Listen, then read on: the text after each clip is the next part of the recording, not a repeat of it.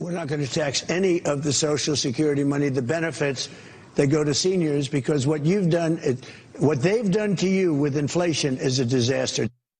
Here to weigh in, Doug Flynn from Flynn Zito Capital Management. Always great to see you, Doug. Trump talking about ending taxes on Social Security income. How hard would that be? What kind of impact would it have? And is it even tangible? Is it doable?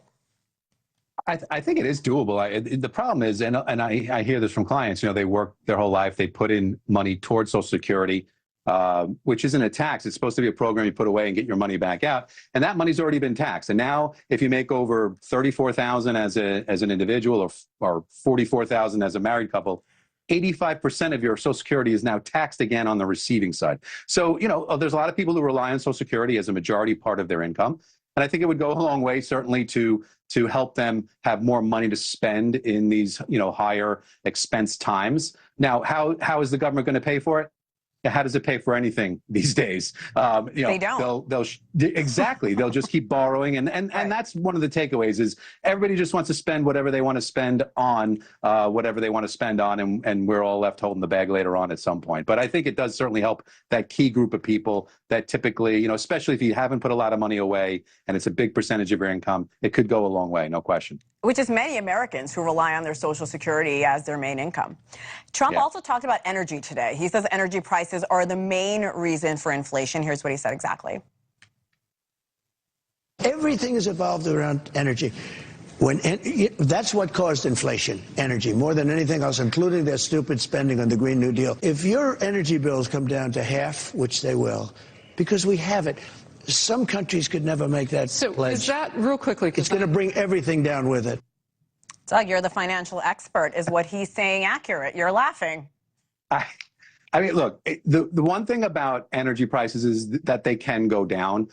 Most of the other expenses that you have are not going to go down. Maybe they don't go up as much, meaning the technical term is disinflation. You really don't want deflation. If prices across the board come down, certainly on bigger ticket items, it's nice to say that. But if that happens, that's actually a really negative thing, because then what people do is they start putting off those purchases. Why buy it today if I can get it cheaper in 6 months? So I think what likely could happen is you could certainly have a lower energy cost and related expenses. Those could go down, and maybe rents and other things might go down. But a lot of expenses just really, if they just stopped going up as much, would be really what we're looking for here.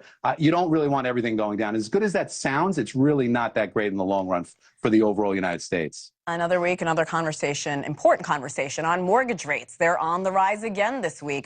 For our viewers, there's new data. It shows the average rate for a 30-year mortgage surging to 6.52%. It was lower just last week. That's the highest since early August. Doug, does this spell trouble for the housing market?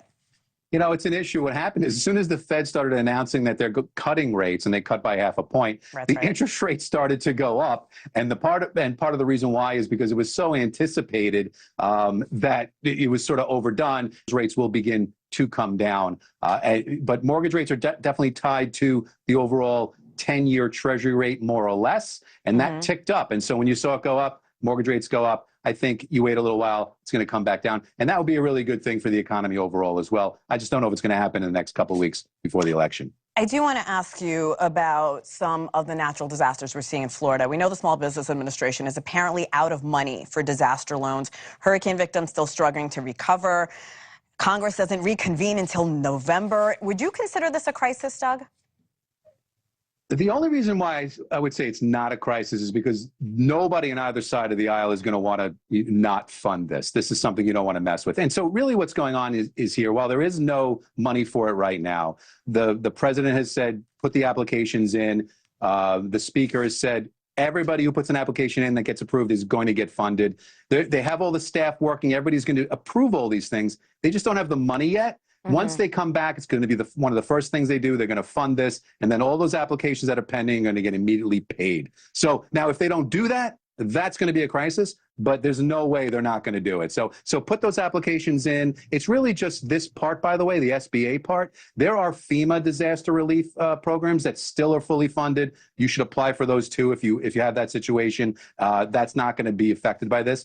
But the SBA related ones, You'll get your money if you put it in and you get approved. You might just have to wait a little bit. But the processing time is there anyway. Nothing happens overnight with the government. So I think it's probably all going to be okay.